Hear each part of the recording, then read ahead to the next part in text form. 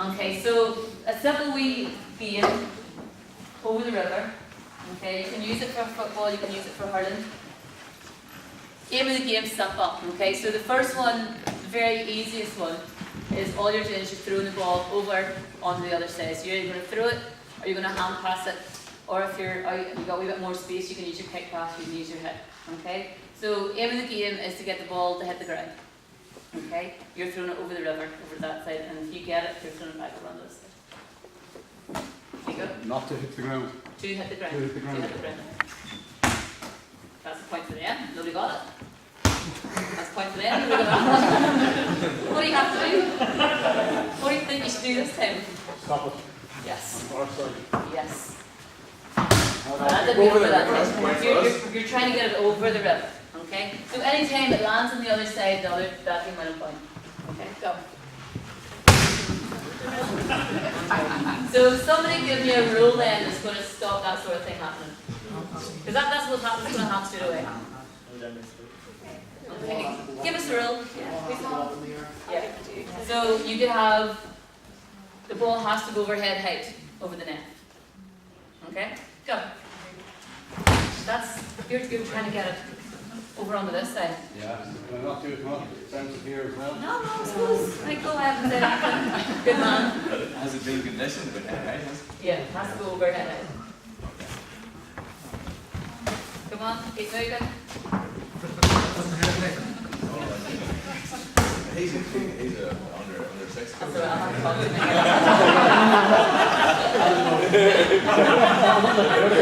Okay, so nearly always, the first time you bring this game out, this is exactly what will happen. Everybody will just stand. But we don't want anybody standing in their games. So give me a rule that you can bring in as a coach that will get people moving. Yeah, you could do that. Another ball. Simple. Simple. Okay. Or what about if you get the ball on that side, you have to pass to somebody else on the side that's moving. Okay, so there's 4 or 5 different rules that instantly get it. Okay, so let's go with what one do we have over here about the line? Yeah. There you go. So you have to be behind the white line. So you just have to be behind it, so you're looking to run forward and get it. Go. So we can all move in. Go. Let's play.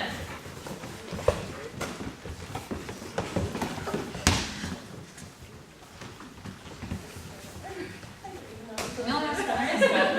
Nothing wrong with that. So you're winning points for your team. Okay, so if you're looking at a wee game like this, if you're looking for them to say you're looking to work in the high catch, what could you do then? You could river brothers, so I have, you know. Yeah. Okay. Say if they're winning a point every time the ball hits or whatever. If you drop the ball, you step out, you catch with the head, 2 points. Yeah. So like, there's not so many rules like that. So this time we're still a little bit static. Okay. So maybe up in with our under 8s now, we're sort of out, we're under 6s, or maybe a little bit, or under 4s, or not too sure. What we want to do this time is if you catch the ball, you must pass it to somebody else who's moving on your side. Okay? And I want the ball hand passed over. You want no more bounces. Away you go.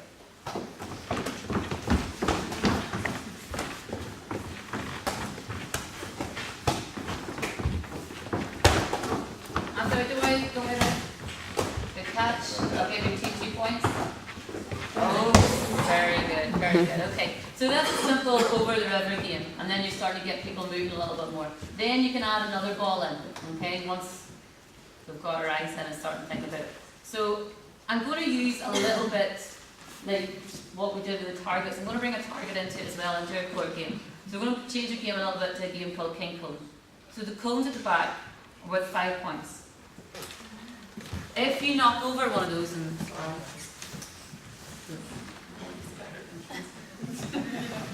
so, if you knock over a cone, you get 5 points for your team. Okay? Still have to, if you catch the ball, you still have to pass it to somebody your team is moving. Play. But, sorry, it doesn't need to be overhead. It can obviously pass across the river. See, go play on. Oh, 5 points.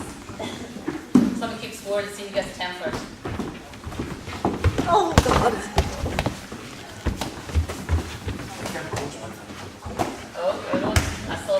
two. Let's start thinking.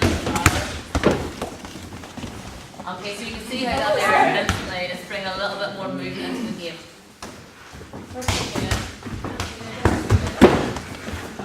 Just use your hands, just use your hands. Don't want anybody to get hurt. Oh, sorry. Here, yeah, my favorite is no, that's got a bit. Okay, just hold it there. So we're going to just change your gait slightly. Okay.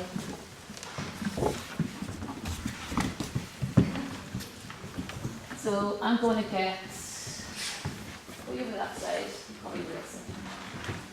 Okay, so we'll just develop the game a wee bit harder. You're still on the same team. I'm sorry, but that is in the part, but you still remember who you are. Yeah. Are still in the same team. Yeah, okay. So the aim of you two is to get the ball to your scout on that side who's going to try and score a goal through those two. By doing a touchdown. Okay? By doing a touchdown. Yeah, just like that. Okay, so we'll not kick or we'll not hit you. Alright, you know where you're at. And it's the same on this side, okay? So you're trying to get a score between those two. Alright? Remember these other two, you're trying to stop them. So I should say the two defenders really get involved. Where you go?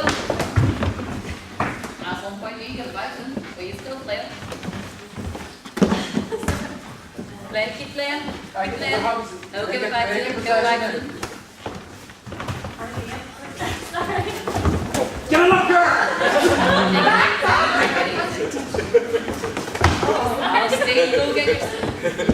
Okay, so there's a simple progression from static to a wee bit of movement, to a little bit more competition, until nearly going into a full game without changing too much for space, okay?